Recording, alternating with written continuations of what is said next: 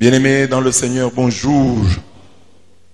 Aujourd'hui, notre thème, c'est l'idolâtrie est une folie. J'ai 2 points. Premier point, cette folie qu'est l'idolâtrie. Deuxième point, guérir de la folie par la folie. Premier point, l'idolâtrie, cette folie qu'est l'idolâtrie. Vous avez suivi, nous avons tous suivi la première lecture, Exode 32, qui nous retrace l'épisode du veau d'or. Et là, nous est livré l'exemple type de l'idolâtrie. Si tu veux savoir ce qu'est l'idolâtrie, il faut méditer sur Exode 32, 7 à 14. Là, on te donne et on t'explique ce qu'est dans le fond l'idolâtrie. Alors, j'ai résumé cela en 3 points. Premier sous-point, en l'absence du leader. Exode 32 dit ceci. Quand le peuple vit que Moïse tardait à descendre de la montagne, le peuple s'assembla auprès d'Aaron et lui dit, allons, fais-nous un Dieu qui aille devant nous, car ce Moïse, l'homme qui nous a fait monter du pays d'Égypte, nous ne savons pas ce qui lui est arrivé. On le voit, mes bien-aimés, la scène de l'adoration du veau d'or se passe en l'absence de Moïse, en l'absence du leader. Il était sur la montagne, il était parti prier Dieu. Et derrière lui, le peuple, faisant pression à Aaron, l'obligea à lui fabriquer un Dieu qui aille devant lui, un Dieu visible. Donc Moïse n'est pas là, mais pour suppléer à cette absence de l'homme de Dieu, parce que Moïse n'était pas là, mais Dieu était là. Qu'est-ce qui leur manquait? Ce n'était pas Dieu. Dieu ne leur manquait pas. Ce n'est pas Dieu qui leur manquait. C'était Moïse. Mais pour suppléer à l'absence, pour conjurer l'absence de l'homme de Dieu, ils créent une idole, un veau d'or qu'ils adorent. J'ai dit ici que l'idolâtrie ou l'idolâtre ne conjure pas seulement l'absence de Dieu, mais aussi l'absence de l'homme de Dieu. Pour combler le vide de Dieu en lui, il se crée des petits dieux. Donc l'idolâtrie, c'est en fait une tentative pour combler le vide de Dieu en nous. On peut à juste titre se demander pourquoi Israël cherchait à remplacer Moïse. Ce peuple, il cherchait à remplacer Moïse. Mais au lieu de remplacer, parce que c'est Moïse qui était absent, au lieu de remplacer Moïse, il remplace Dieu. Parce qu'il devait même choisir parmi eux un leader. Il dit, tu prends la place de Moïse. Non? C'est Moïse qui n'est pas là. Mais eux disent, comme Moïse tarde, faisons-nous un Dieu. Fais-nous un Dieu qui aille devant nous. Et c'est Moïse qui n'est pas là. Mais l'absence de Moïse, vous voulez la conjurer par la création ou la fabrication d'un veau d'or. C'est curieux. Pour le peuple d'Israël qui adorait le veau d'or, comme c'est Moïse qui lui parle de Dieu et que Moïse n'est plus là, le peuple se libère de sa tutelle, de la tutelle de l'homme de Dieu qui est en fait la tutelle de Dieu. C'est profond, c'est très profond. C'est-à-dire, le Dieu là, ce n'était pas encore le Dieu du peuple, c'était le Dieu de Moïse. Alors, quand Moïse disparaît, je ne dis pas, mais on abandonne son Dieu là. Ah, voilà. Bon, lui qui nous avait amené le Dieu là, il n'est plus là. Donc, même son Dieu n'est plus là. La Bible, c'est vraiment la parole de Dieu. Et regardez comment elle décrit ce que nous vivons. Et c'est là que nous vivons au quotidien. Quelqu'un peut penser que l'histoire du veau d'or, c'est une vieille histoire dépassée. Non, nous la vivons au quotidien. Comment le peuple, puisqu'il ne voit pas Moïse, veut se débarrasser de son Dieu? C'est que dans le fond, ce peuple n'a jamais aimé Dieu. C'est le Dieu de Moïse. Ce n'est pas leur Dieu. Parce que si c'est votre Dieu, Moïse n'est pas là. On peut tout au plus remplacer Moïse. Moïse n'est pas là. Fais-nous un Dieu qui aille devant nous. Car ce Moïse, l'homme qui nous a fait monter du pays d'Égypte, nous ne savons pas ce qui lui est arrivé. Vous ne le pleurez même pas. Organisez alors un deuil. Et idolâtre, tout chrétien qui se comporte d'une certaine façon en présence de l'homme de Dieu et d'une autre façon en son absence. En creusant Exode 32, on trouve que l'idolâtre, c'est celui, quand il est devant l'homme de Dieu, il se comporte d'une certaine manière. Il est loin de l'homme de Dieu, il se comporte d'une autre manière. Vous imaginez le nombre d'idolâtres que nous pouvons avoir? Chaque homme, donc son idolâtrie est en réalité une hypocrisie qui cache un manque d'amour envers Dieu. Donc nous avons des chrétiens qui n'aiment pas Dieu, mais qui viennent à l'église, bon, pour des raisons, ou pour plaire à l'homme de Dieu, ou pour plaire à leurs frères et sœurs, mais dans leur cœur, l'amour de Dieu n'est pas là. C'est ce que Jésus dit dans l'évangile. Jésus dit dans l'évangile que l'amour de Dieu n'est pas en vous. Il dit ça aux Juifs. Je vous connais, vous n'avez pas en vous l'amour de Dieu. Il dit ça aux Juifs, ce sont les peuples de l'Alliance. Il leur dit, je vous connais, vous n'avez pas en vous l'amour de Dieu. Vous êtes peut-être des fonctionnaires, vous venez parce que vous aimez la chorale, vous aimez parce que vous aimez prêcher, vous aimez prier, bon, vous aimez être à la prière, courir, les gens vous voient. Parce que si par exemple un chrétien est incapable, pendant ce temps de carême comme nous avons dit, 3 fois par jour, tu dois prier à genoux. Tu n'arrives pas. Et nous sommes, tu n'aimes pas Dieu. Mais ici, chaque prière tu es là. Chaque matin tu es là. C'est pas pour Dieu.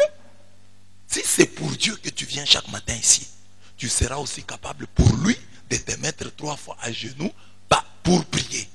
Mais si tu ne fais qu'ici, le matin, oh, tu cours même, je suis en retard, tu arrives ici, tu fais les prières, tu rentres chez toi, tu répètes ici, je dois prier 3 fois par jour comme Daniel.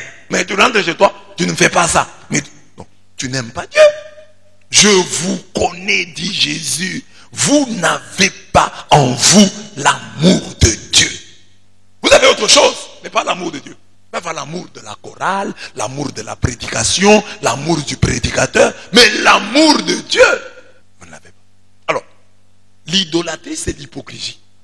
Ici, Moïse est là, nous sommes fidèles à son Dieu. Moïse disparaît, nous nous créons de Dieu.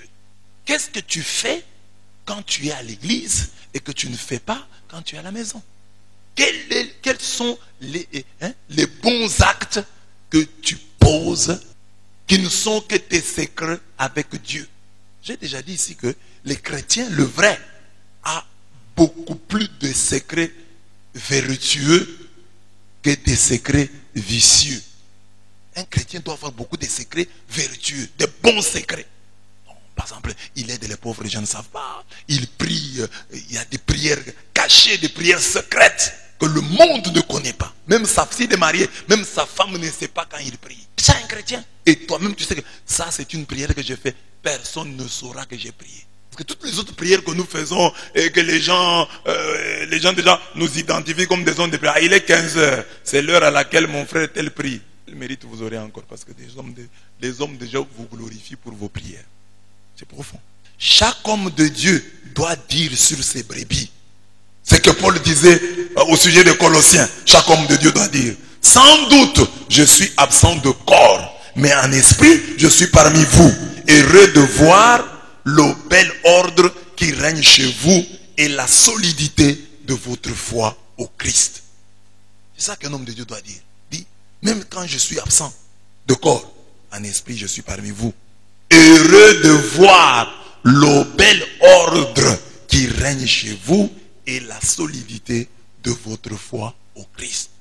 Imaginez le matin, comme aujourd'hui je ne suis pas là, que je n'ai pas le temps de venir. J'ai dit voilà, aujourd'hui je suis malade, je laisse la prière, Papa Laurent va vous diriger dans la prière. Tu vas vraiment prier? C'est que ton problème, si tu as le problème avec Dieu, mais tu donnes l'impression que c'est le problème avec l'homme de Dieu. Comme l'abbé n'est pas là. Mais si c'est Dieu, si tu pries Dieu, même si c'est Laurent, tu dis aujourd'hui l'abbé est malade, c'est Laurent qui est là. Donc aujourd'hui, c'est Laurent qui va nous faire prier. Je vais prier. Parce que Dieu est là, même si l'abbé n'est pas là. Parce que si l'amour de Dieu est en toi, quel que soit celui qui est là, même s'il n'est pas là, même en son absence, l'amour de Dieu est en toi. C'est lui qui aime Dieu. s'en tient à cette écriture. C'est Yahweh Sabaoth que vous traiterez comme le Saint. C'est lui que vous craindrez. C'est devant lui que vous tremblerez. Isaïe 8, 13. Oui, l'homme de Dieu, je le respecte. Mais moi, je tremble devant Dieu. C'est-à-dire, même s'il n'est pas là, je vais me mettre à genoux. Même s'il y a un autre homme de Dieu qui ne m'oblige pas à amener la Bible, moi j'amènerai la Bible. Même s'il y a un autre homme de Dieu qui ne m'oblige pas de me mettre à genoux, moi je me mettrai à genoux. Car celui que je crains, c'est Yahweh. C'est devant lui que je dois trembler. Il y a beaucoup de choses ici que vous faites parce que moi, j'ai un leadership fort. Amen. Donc je voulais simplement dire que les gens posent la question, est-ce que vous avez donné la vie à Jésus? C'est ça la question. Tous ces jeunes-là qui ont quitté, pour avoir les catholiques leur posent cette question. Est-ce que vous avez donné la vie à Jésus? Bon, depuis ma mort, nous refusons. Nous disons, oui, nous avons déjà donné la vie à Jésus. Parce que nous prions depuis longtemps, etc. Mais est-ce que dans notre prière-là, tu peux dire vraiment que tu as une relation avec Jésus? Que quand tu arrives en retard, tu ne regrettes pas parce qu'on a fermé la porte, tu regrettes parce que tu manques du respect à Jésus. Quand on te fait une remarque, tu ne te fâches pas parce qu'on t'a fait une remarque, mais parce que tu n'as pas agi conformément à ce que Jésus veut. Tu ne regrettes pas parce qu'on t'a attrapé, mais tu regrettes parce que même si on ne t'avait pas attrapé, Jésus, lui, le saurait. C'est pour ça que je regrette. C'est ça. Ne craignez pas ceux qui tuent le corps, mais qui ne peuvent tuer l'âme. Craignez plutôt celui qui peut faire périr l'âme et le corps dans l'enfer. Matthieu 10, 28. Tu crains qui? Qui est-ce que tu crains? Qui est-ce que tu ne veux pas perdre? Tu ne veux pas perdre l'estime de qui? Tu dois te battre pour ne pas perdre l'estime de Dieu. Ah, mais c'est maintenant que je fais ça. C'est ça qui fait que beaucoup de gens ne veulent pas se confesser. Parce qu'en fait, ils n'ont pas cru en Jésus-Christ. Ah, si je vais dire à M. l'abbé, c'est qu'il va me considérer comme ça. Non, non, je ne vais pas le lui dire. Tu cherches à avoir l'estime, à capter l'estime du pasteur, l'estime de l'abbé. Mais l'estime de Dieu ne te dit absolument rien. C'est ainsi que tu as deux vies. Une vie devant le pasteur, une autre vie devant ta propre conscience. Devant le pasteur, tu es un homme de Dieu, tu es un homme de prière. Mais devant Dieu, tu n'es absolument rien. Tu es idolâtre. Parce que à la place de Dieu, tu as placé un homme. La crainte que tu devais avoir pour Dieu, tu l'as maintenant pour un homme. La peur, c'est que M. l'abbé ne le sache pas. Mais Dieu le sait. Ta crainte devait être que Dieu ne le sache. Que je ne le fasse pas parce que Dieu le saura toujours. Oh, je crains qu'un chrétien puisse venir me voir ici. Je crains de rencontrer les yeux d'un frère, les yeux d'une sœur. Tu es idolâtre. Quand on ne se comporte bien qu'en présence de l'homme de Dieu, on donne à ces derniers la place de Dieu. On fait de celui-ci le saint, le redoutable, alors que l'unique redoutable, c'est l'Éternel. L'unique redoutable, c'est l'Éternel. La proximité avec les hommes de Dieu doit nous rendre meilleurs en nous libérant de toute idolâtrie. C'est ça l'importance de la proximité avec les hommes de Dieu. C'est-à-dire que, vous voyez, Dieu permet que vous soyez proches de nous. En étant proche de nous, vous voyez nos erreurs. C'est ça. En étant proche de Moïse, vous voyez que Moïse bégaye.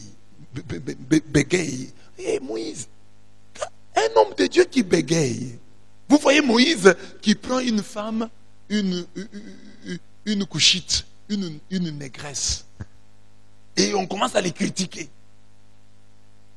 Vous vous rendez compte que l'homme de Dieu, en étant proche de lui, vous vous rendez compte que c'est un humain. Et lorsque vous vous rendez compte que c'est un humain, vous comprenez alors qu'il faut vous appuyer sur le divin. C'est ça la différence entre nous et les anciens missionnaires. Les anciens missionnaires avaient construit une tour autour d'eux. Vous ne le voyez pas, vous ne connaissez pas leur vie. Mais nous sommes des prêtres séculiers. Nous vivons avec vous. Vous vous rendez bien compte que nous avons des limites. Nos limites, nos péchés, nos défaillances sont un cri de Dieu pour vous dire, ce ne sont que des hommes. Attachez-vous à moi. Je ne suis pas Dieu. C'est ça. Être proche de moi, c'est vous vous rendez compte que je ne suis pas Dieu. Vous vous rendez compte que je peux aussi commettre une erreur. D'ailleurs, ici, quand je parle français, parfois vous voyez, ah, mais ça a dit la bique. Je peux aussi dire la bique, la cahier. Vous vous rendez compte que non, c'est un homme. Donc, s'il est un homme, attachons-nous donc à Dieu. C'est pourquoi on permet que vous nous soyez proches, pour que vous puissiez voir aussi nos erreurs, pour que vous puissiez vous rendre compte que nous sommes aussi des humains. Et puis, puisque nous sommes des humains, que vous vous attachiez à Dieu et à Dieu seul. Si vous vous attachez à nous, que ce soit un attachement relatif. La proximité avec les hommes de Dieu doit vous rendre meilleur en vous libérant de toute idolâtrie. Oui, moi j'ai vécu avec la Bible, c'était un homme, mais il faisait des efforts, mais il avait aussi ses défenses. C'est ça, c'est pour ça. Mais il n'y a qu'un seul, vous vivez avec lui, vous ne verrez jamais ses erreurs. C'est Jésus-Christ de Nazareth. C'est lui, c'est à lui qu'il faut s'attacher. Quand je prêche, je termine de dire, la parole de Dieu, je la mets au-dessus de moi. J'ai dit, cette parole, même moi, je dois la suivre. Elle me dépasse. Elle est au-dessus de moi. Mais maintenant, toi, tu vas, tu me prends, moi, tu me mets à la place de Dieu. Mais tu es fou. C'est ça, notre thème. L'idolâtrie est une folie. Prendre un homme limité et le mettre à la place de Dieu. C'est de la folie, de la pure folie. La proximité avec les hommes de Dieu doit nous rendre meilleurs en nous libérant de toute idolâtrie. L'idolâtrie est une folie car elle nous fait trembler de peur devant l'ombre alors que nous nous moquons de Dieu, l'unique réalité qui soit. Tu crains l'ombre. Tu trembles devant l'ombre. Moi je suis l'ombre. Et tu ne trembles pas devant la réalité. Tu vois l'ombre d'un couteau, tu cries. Hey! Mais l'ombre d'un couteau ne va pas te tuer. Mais le couteau, tu ne le crains. Tu es fou. C'est profond. Je ne sais pas si vous le voyez dans ce sens-là. C'est profond. Ah bon? Non. Donc c'est pour que nous nous rendions compte. Nous restons auprès des abbés là. C'est pour nous rendre compte de leurs erreurs. Oui, pour nous rendre compte de leurs erreurs. Pourquoi? Pourquoi est-ce que ça va nourrir notre foi? Ça va vous aider à comprendre qu'ils ne sont pas des dieux. Ils ne sont pas des dieux. Ils sont des hommes. Ils ont du sang, ils ont de l'eau. Alors si nous comprenons ça, qu'est-ce que ça va nous apporter? Ça va nous libérer de l'idolâtrie.